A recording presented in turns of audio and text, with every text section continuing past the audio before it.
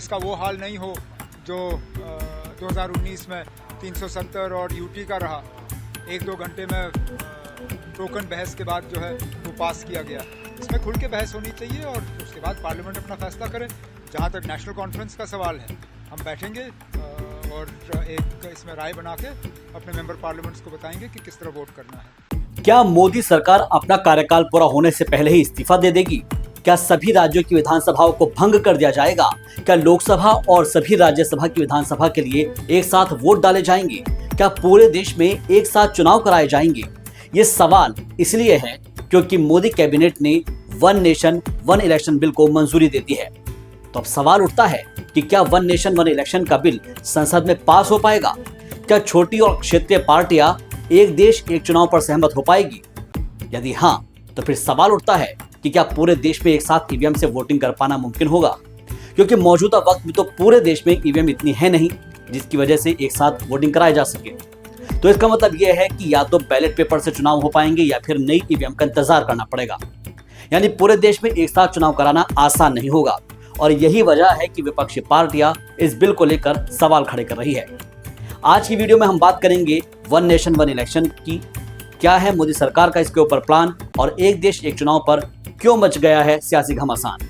लेकिन उससे पहले आपसे गुजारिश है कि अगर आपने अभी तक हमारे YouTube चैनल फैक्ट पोस्ट को सब्सक्राइब नहीं किया है तो प्लीज सब्सक्राइब कर लीजिए ताकि आपको फैक्ट के साथ लेटेस्ट अपडेट्स मिलते रहें। हेलो दोस्तों, आप देख रहे हैं फैक्ट पोस्ट और आपके साथ मैं हूं शाहबाज। देश की सियासत में वक्फ अमेंडमेंट बिल और वर्शिप एक्ट के बाद अब एक राष्ट्र एक चुनाव के मसले पर भी सियासी पारा चरम पर पहुंच चुका है। सभी सियासी पार्टियां इस पर अपनी अपनी राय का इजहार कर रही है और इस बीच वन नेशन वन इलेक्शन को लेकर पूछे गए एक सवाल के जवाब में केंद्र शासित प्रदेश जम्मू कश्मीर के सीएम उमर अब्दुल्ला ने बड़ा बयान दे दिया है। उन्होंने कहा है कि इस मसले में अभी ये साफ तौर पर कुछ नहीं कहा गया है और इसलिए कुछ भी कहना मुश्किल है। अभी तो ये सिर्फ कैबिनेट का ही प्रस्ताव है और इसे पार्लियामेंट में आने दीजिए।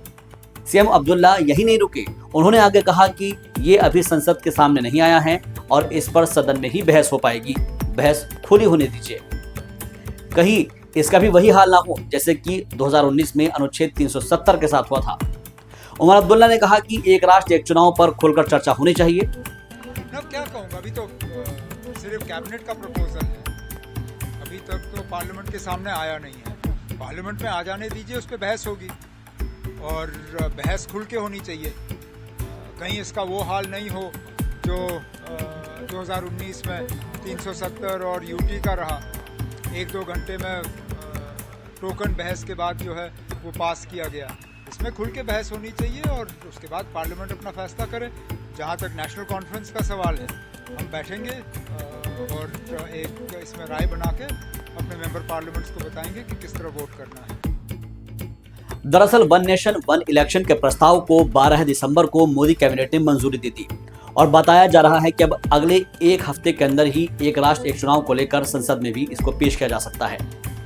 हालांकि एक दिन पहले केंद्रीय मंत्री शिवराज सिंह चौहान ने भी इस बिल की वकालत की थी और उन्होंने कहा था कि देश में कहीं न कहीं लगातार चुनाव होने की वजह से विकास के कामों में रुकावट आती है। आपको बता दें कि पूर्व राष्ट्रपति रामनाथ कोविंद की अध्यक्षता वाली कमेटी ने वन नेशन वन इलेक्शन की सिफारिश की थी और केंद्र सरकार का ये मानना है कि ये बिल पास होने और उस पर अमल होने से देश की जीडीपी में इजाफा हो जाएगा। यानी कि जो देश की जीडीपी है वो 1 से 1.5% बढ़ जाएगी। और अगर संसद में ये बिल पास हो जाता है तो एक देश एक चुनाव लागू करने के लिए कई राज्यों की विधानसभाओं का कार्यकाल घट जाएगा और जिन राज्यों में विधानसभा के चुनाव 2023 के आखिर में हुए हैं उनका कार्यकाल बढ़ाया जा सकता है। रिपोर्ट में यह भी कहा गया है कि विधि आयोग के प्रस्ताव पर सभी दल सहमत हुए तो 2029 से ही वन नेशन वन इलेक्शन लागू हो जाएगा और इसके साथ ही इसके लिए दिसंबर 2026 तक 25 राज्यों में विधानसभा चुनाव कराने होंगे। अब अगर मौजूदा वक्त की बात की जाए तो भारत में फिलहाल राज्यों के विधानसभा चुनाव और देश के लोकसभा चुनाव अलग अलग वक्त पर होते हैं। वन नेशन वन इलेक्शन का मतलब है कि पूरे देश में एक साथ ही लोकसभा और विधानसभा के चुनाव होने हैं और इससे पहले अगर हम बात करें तो 1952, 1957, 1962 और 1967 में लोकसभा और विधानसभा के चुनाव एक साथ हुआ करते थे।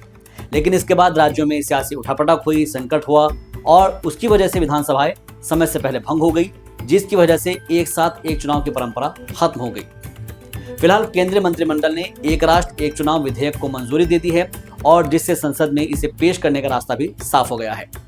हालांकि संसद में पेश किए जाने से पहले इस विधेयक पर सत्ता पक्ष और विपक्ष के बीच बहस शुरू हो गई है। देश के कई दलों ने इस विधेयक का विरोध किया है, जबकि बीजेपी के नेतृत्व वाले एनडीए गठबंधन दलों ने इस विधेयक का स्वागत करते हुए कहा है कि इससे वक्त की बचत होगी और पूरे देश में इंटीग्रेटेड चुनावों की नींव रखी जा सकेगी। अब हम हैं तो कृषि मंत्री, चुनाव आ गए तो 3 महीना लगातार चुनाव के प्रचार में लगे रहे, पार्टी के कार्यकर्ता भेज दिया तो अब उसमें देखो समय नष्ट होता है प्रधानमंत्री का, मुख्यमंत्री का, मंत्रियों का, सांसदों का, विधायकों का, अधिकारियों का, कर्मचारियों का, सारे विकास के काम ठप। कराओ चुनाव और फिर नई नई घोषणाएं करना पड़ती है कि मैं ये दे दूंगा, हम ये दे देंगे। जन कल्याणकारी काम पीछे रह जाते हैं और केवल इतने नहीं, भारी खर्चा होता है। चुनाव आयोग भी खर्चा करता है तो जनता का पैसा तो है वो, और फिर राजनीतिक दल भी खर्चा करते हैं। कितना समय नष्ट होता है। अब दूसरे राज्य में चुनाव होंगे नायब जी, तो हरियाणा के अधिकारी पर्यवेक्षक ऑब्जर्वर बन के चले जाएंगे। यहाँ का काम आपका 2-3 महीने ठप हो जाएगा, वो वहां जाके चुनाव करवाएंगे। तो इसमें केवल विनाश ही विनाश है। समय का अपव्यय, धन का अपव्यय हमारे विकास को अवरोध करता है ये चुनाव हमेशा होने वाला। और इसलिए संविधान में संशोधन करके 5 साल में एक बार सभी विधानसभा और लोकसभा के चुनाव एक साथ होने चाहिए। इसके लिए जन जागरण हमको करना चाहिए। अगर सूत्रों की माने तो संसद में इसे सभी दलों से सुझाव लेने के लिए जेपीसी का गठन भी किया जा सकता है और ये कानून देश भर में वक्त वक्त पर होने वाले चुनाव को एक साथ करवाने के लिए लाया जा रहा है। इसके जरिए अलग अलग चुनावों पर बार बार होने वाले जो खर्च है उससे भी बचा जा सकेगा। लेकिन विपक्ष कह रहा है कि देश भर में एक साथ चुनाव कराया जाने जो है मुमकिन नहीं है और इसकी वो मुखालफत कर रहा है। लिहाजा केंद्र की मोदी सरकार के लिए वन नेशन वन इलेक्शन को लागू करना इतना आसान नहीं होने वाला है, क्योंकि इसके लिए उसे संविधान में संशोधन करने के लिए कम से कम 6 विधेयक लाने होंगे और इसके लिए सरकार को संसद में 2/3 बहुमत की जरूरत होने वाली है। राज्यसभा के आंकड़ों पर गौर करें तो एनडीए के पास 112 और विपक्ष के पास 85 सीटें हैं, जबकि 2/3 बहुमत के लिए सरकार के पास 164 वोटों की जरूरत होगी। और इसी तरह से लोकसभा में भी एनडीए के पास 292 सीटें हैं, जबकि 2/3 का आंकड़ा 364 का होता है। इसी वजह से सरकार चाहती है कि सभी दलों के साथ बैठकर इस पर चर्चा हो और फिर उसके बाद ही इसको पास कराया जाए।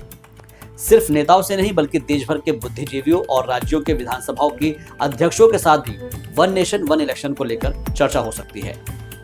वैसे आपको क्या लगता है कि क्या पूरे देश में एक साथ चुनाव कराए जाने चाहिए? क्या 2029 के लोकसभा चुनाव के साथ साथ राज्यों के विधानसभा चुनाव कराना आसान होगा? आप अपनी राय हमें कमेंट बॉक्स में कमेंट करके बताइए। अगर आपको हमारी वीडियो पसंद आई है तो वीडियो को लाइक कर दीजिए, चैनल को सब्सक्राइब कर लीजिए, बेल आइकन पर जाइए और जाकर ऑल नोटिफिकेशन पर क्लिक कर दीजिए ताकि सभी वीडियो के नोटिफिकेशंस आप तक पहुंचते रहें। अगली वीडियो में फिर किसी टॉपिक पर आपसे होगी मुलाकात। तब तक के लिए मुझे दीजिए इजाजत और आप रखिए अपना बहुत ख्याल। देखते रहिए फैक्ट पोस्ट।